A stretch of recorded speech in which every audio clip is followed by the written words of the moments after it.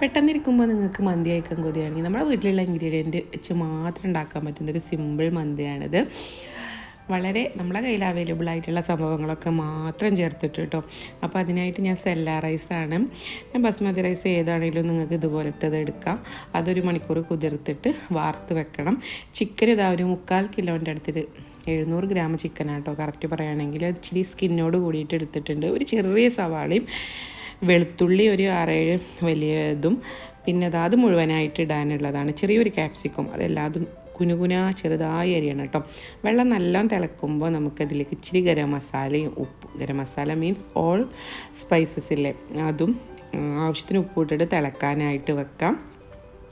മസാല റെഡിയാക്കാൻ കുക്കറിലേക്ക് ഇതുപോലെ നമുക്ക് ചിക്കന് നിരത്തി വെച്ച് കൊടുക്കുക.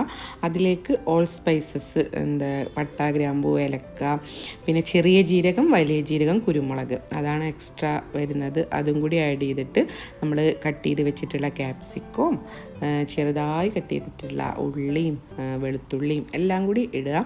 1.5 ടീസ്പൂൺ മന്തി മസാല, ഞാനിപ്പോൾ ഒരു 3 ഗ്ലാസ് റൈസാട്ടോ എടുക്കുന്നത്. അതിലേക്ക് കളർ ആഡ് ചെയ്യാം, അല്ലെങ്കിൽ ഇച്ചിരി കാശ്മീരി മുളക് പൊടി, 3-4 പച്ചമുളക്, എരിവ് കുറഞ്ഞ പച്ചമുളക് കേട്ടോ, അത് കട്ട് ചെയ്തിട്ടൊന്നുമില്ല.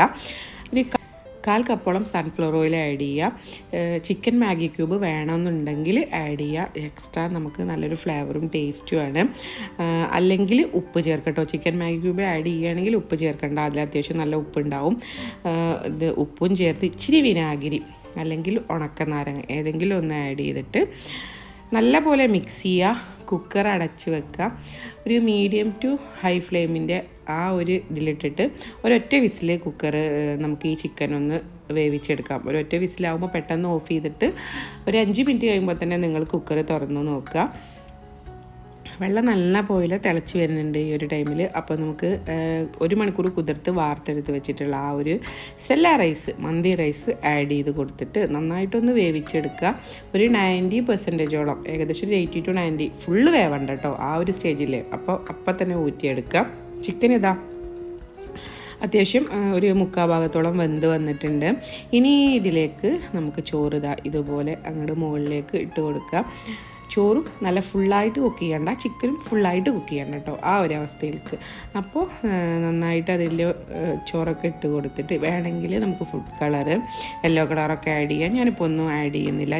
പച്ചമുളക് 3 എണ്ണം അങ്ങനെ വെച്ച് കൊടുത്തിട്ട് ഒന്ന് സ്മോക്ക് ചെയ്യുന്നുണ്ട്. സ്മോക്കി ടേസ്റ്റ് ഇഷ്ടമുള്ളവരാണെങ്കിൽ സ്മോക്ക് ചെയ്യുക. എനിക്ക് മന്തിയിൽ സ്മോക്കി ഫ്ലേവർ വരുമ്പോഴാട്ടോ നല്ല ഇവിടെ എല്ലാവർക്കും ഇഷ്ടം. അപ്പോൾ ഞാനങ്ങനെ ചെയ്യുന്നുണ്ട്. ഒരു 10-15 മിനിറ്റ് ലോ ഫ്ലെയിമിൽ അങ്ങനെ അടച്ച് വെച്ചിട്ട് ഒന്ന് സ്മോക്ക് ചെയ്തെടുത്തിട്ടുണ്ട്. പിന്നെ നമ്മൾ കഴിക്കാൻ നേരത്തെ ആ കുക്കറൊന്ന് ഓപ്പൺ ചെയ്താൽ മതി.